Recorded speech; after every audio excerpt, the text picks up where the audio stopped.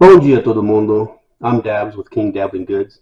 Today we're going to do a restitch. Now what I mean by that is this is an old card holder of mine that I first made when I was first learning how to do leather stitching and leather, and the saddle stitching that I did on this, as you can see, it's not the best. We'll adjust. So what we're going to do is we're going to take this apart, take these threads out, and we're going to re-thread it, re-saddle stitch with a better line, and hopefully it'll look a lot better. So let's get to it.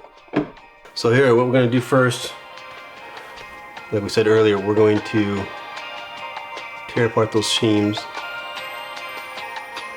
and then we're thread. So let's get to it. Now, one thing about saddle stitching is designed that when you cut, or if one seam gets cut, say right here, let's say, right, so let's say right here gets cut, right? The way a saddle stitch is designed is that it won't rip apart like your seam would if it were sewn by a sewing machine. You can't pull that apart. It stops right there. The rest of your stitch is fine. So we've got to undo each one.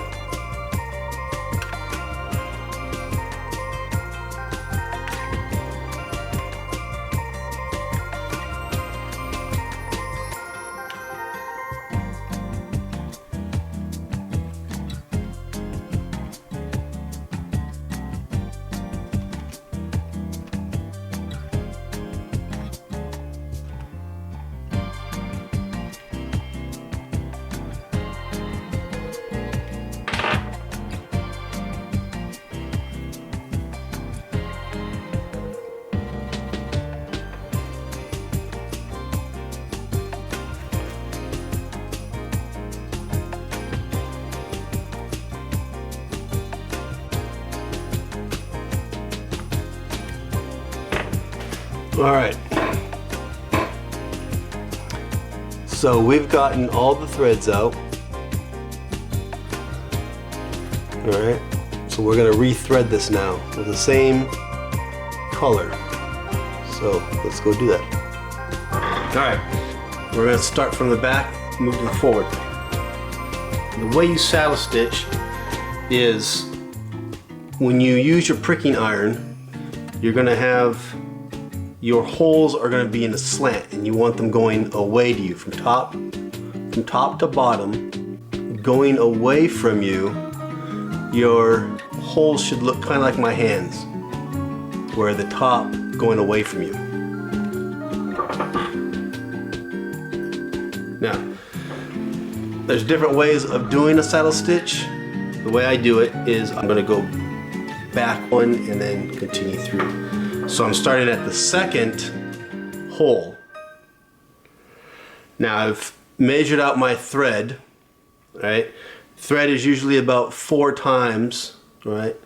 4 times the length. So you'll stretch it out 1, 2, 3, 4 to get your length of your thread. Bring it even. We're going to go like this, just to get it started.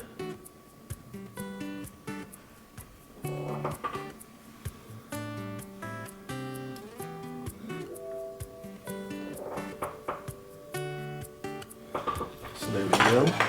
All right. So now we're going to go back stitch, or go back from the front.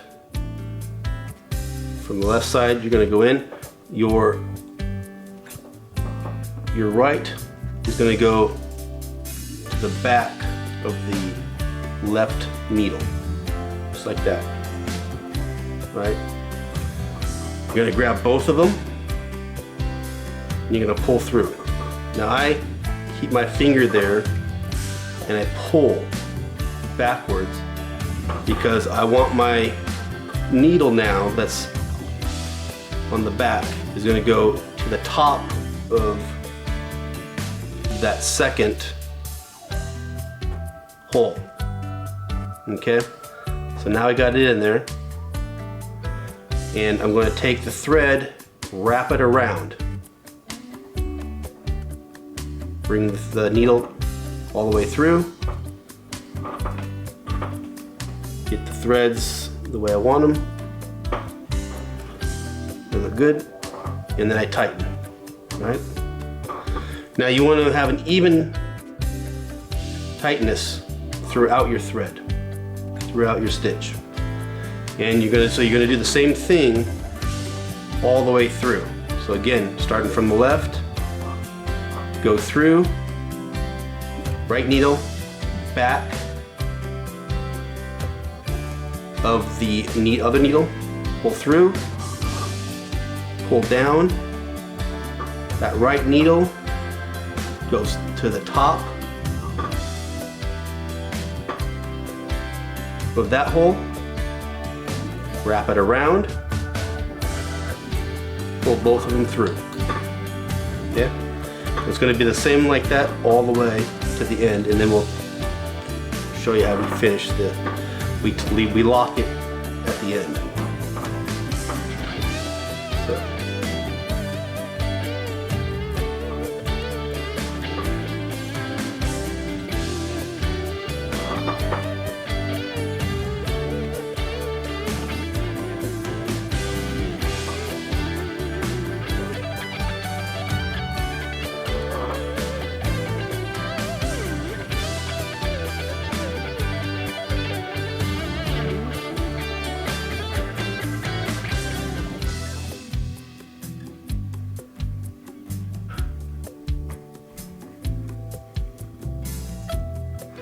So as you can see now, we've got a better thread line, and we will continue this.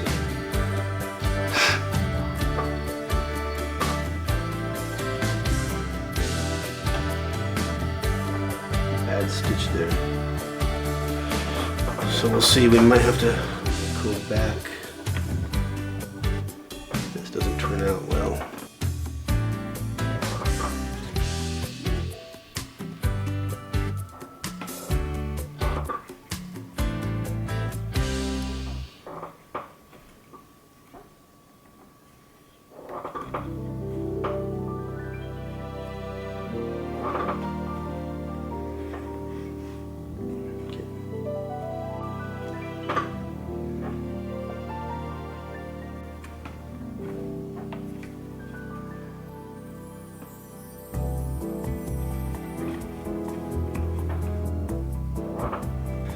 Now, I'm getting a little thin. I had to cut off some of my string after I'd already cut it because it didn't lock correctly.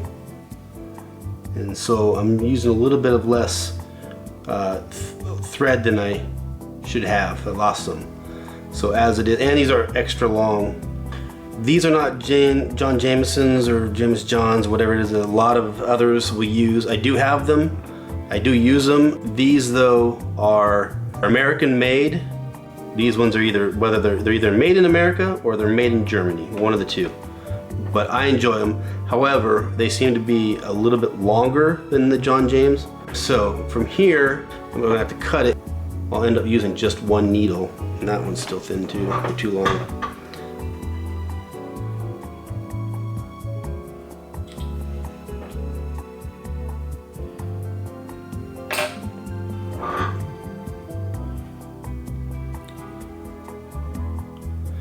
But the technique is still the same. All I'm doing is I've just had to catch the thread and manually have to pull them through. And so I'm gonna have to do the rest of it. Now, I've gotten to the end and now I'm going to backstitch to lock it in. So this isn't necessarily the most correct or most right, but I'm gonna turn it around. For me, I found this is the easiest instead of trying to reverse thread it to lock it. I just turn it around and I'm going to do the exact same thing, the exact same thread I just did. So now I'm just, again, going backwards.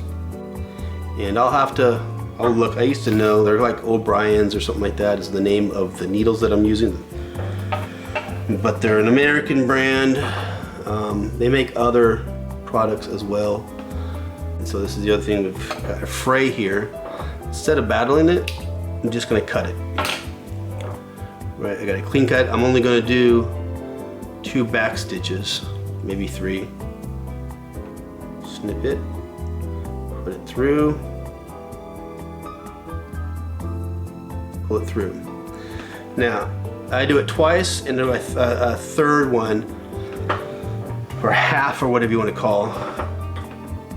And I'm going to do it one more time, just the side. I'm going to bring it on the inside where it's going to be less noticeable.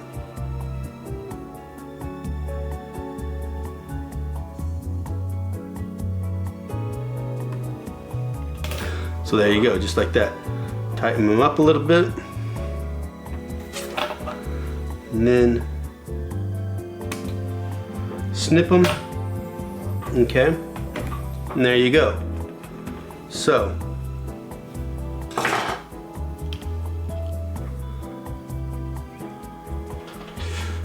now you can see that this is original, was all messed up and jagged. And it looks a lot better this time. All right, so we finished the stitch, and as you can see there, it's much better than it was before. Much nicer stitch. I'm pretty happy with it. This again was the second leather piece that I've ever made. In the future we'll do more. We have other leathers that we are going to work on. There's not too much left, so until then, gents, go Cougs.